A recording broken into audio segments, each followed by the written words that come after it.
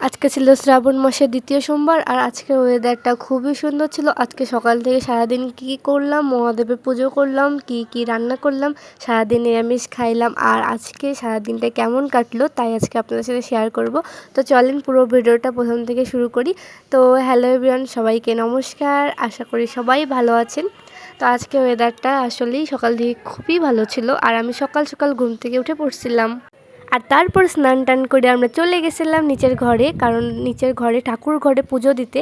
আর আজকে ছিল শ্রাবণ মাসে দ্বিতীয় সোমবার। আর আপনারা কে শ্রাবণ মাস পালন করতেছেন অবশ্যই কমেন্ট করে জানাবেন। আমি কিন্তু এইবার প্রথম শ্রাবণ মাস পালন করতেছি আর প্রথম সোমবার পালন করছি, সেটা চলে গেছে। আর আজকে ছিল দ্বিতীয় সোমবার। তো দ্বিতীয় সোমবার সকাল সকাল মহাদেবের স্নান করানোর পর, মহাদেবের পুজো করানোর পরে আমি কিন্তু প্রসাদ খাইছিলাম, মানে ফল প্রসাদ যা দিছিলাম তাই খাইছিলাম। খাওয়ার পরে আমি কিন্তু অন্য কিছু খাইছি। আর আমার কিন্তু সকালবেলা চা না খাইলে একদমই চলে না। মানে আমি সকালবেলা চা খাইতে খুবই পছন্দ করি। দুধ চা আমার খুব পছন্দের, সকাল সন্ধ্যা দুইবারই আমার চা লাগে। যাই হোক, চা না হলে আমার তো সকালবেলা শুরুই হয় না।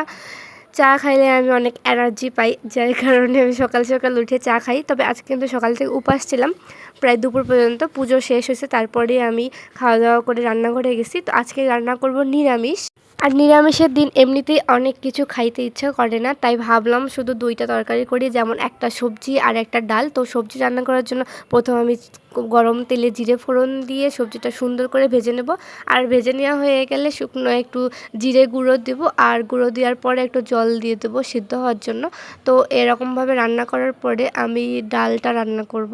আর এখানে আমি প্রেসার কুকারে ডাল সিদ্ধ করতে দিয়ে দিয়েছিলাম, আগেই ডাল সিদ্ধ করছিলাম।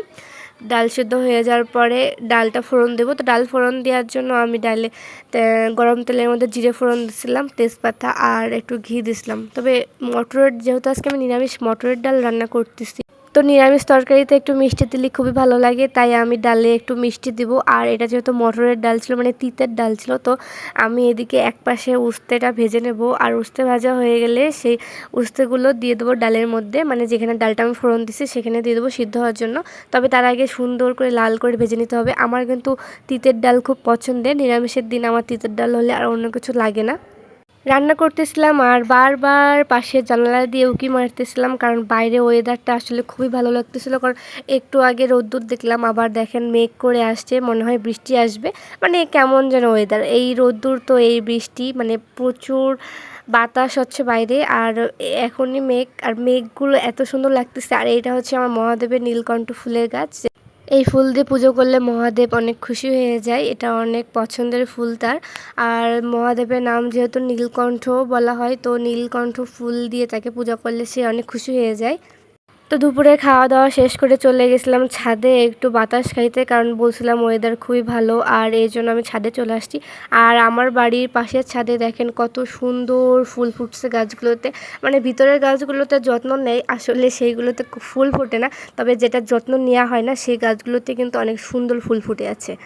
এই ফুল গাছটা দেখে আমার এটাই মনে হলো যে আপনি যত বেশি ভালোবাসা মানুষকে দিবেন, ততই মানুষ আপনাকে অবহেলা করবে। তার থেকে নিজেই নিজের ভালোটা বোঝেন। আপনি নিজেই নিজের কাছে ভালো, মানে সব কিছু ভালো, মানুষের কাছে ভালো হওয়ার কোনো প্রয়োজন নেই।